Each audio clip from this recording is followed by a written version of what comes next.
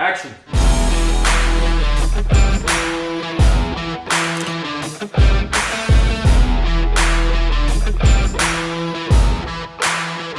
It's gonna be awesome.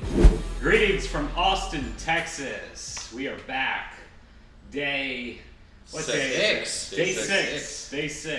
on the set of Trip, the horror feature film. I'm David Groves, the producer of the film. I'm Neil McKay, the writer-director. With us we have Johnny Blackburn, who is first assistant director and co-producer, and then Gary Elmore, who's co-producer from Lead Feather Productions. Lead Feather. Representing.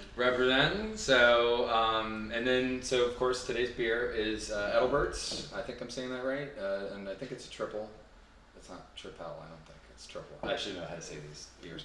But It's very fancy. we have that. And then, and these are actually all, ironically, these are all Houston breweries, Eighth Wonder and Texas Leaguer and Running Walker. So, but it's, hey, it's Texas beer, right? It's Texas beer. It's an Austin beer in a Texas glass. It does say Austin right here, so I'm counting it. So yeah, salud guys. Yes. Cheers. We ran out of beer for Johnny. So. Yeah. Sorry, man. What can I say? So, always a bridesmaid, never a bride. Yeah. So we just finished day 6. So let's get some thoughts. How do you guys feel? Gary's helping out as a grip. It's kind of like we were talking about this the other day. Everybody wears many hats, and so he's helping out with like the business end and payroll and getting the paperwork organized. But today he's running around with lights and C-stands. It was a lot of fun. It was a good learning experience for me.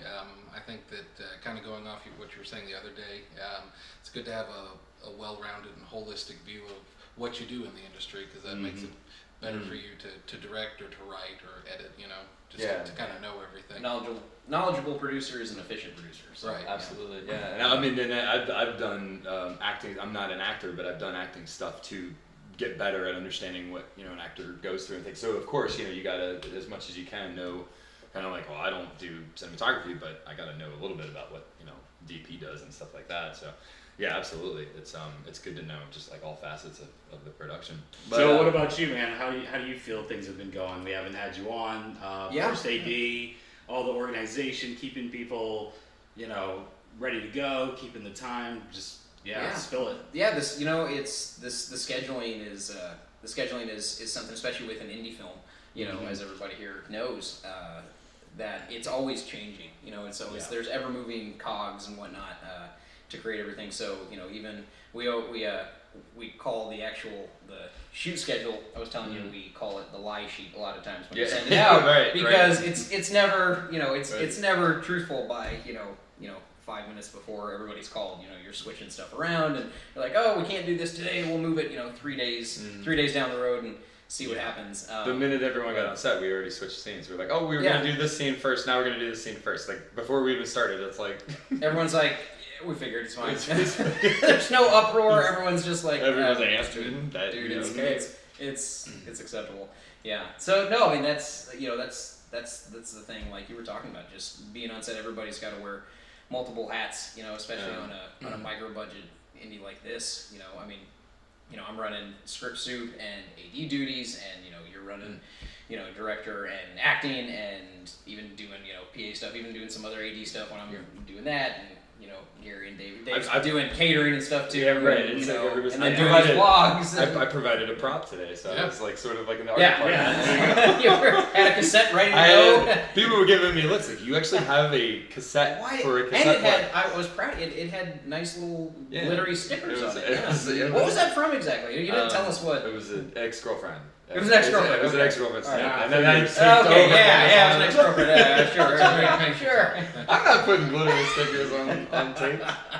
We also had, I want to mention a shout out to Annie, one of our art department. She was actually in one of the seasons. She really quick. Stepped up, played body double. Very quick. It was a very impromptu thing. 5 minutes before we got the shot, I was like, wait a minute.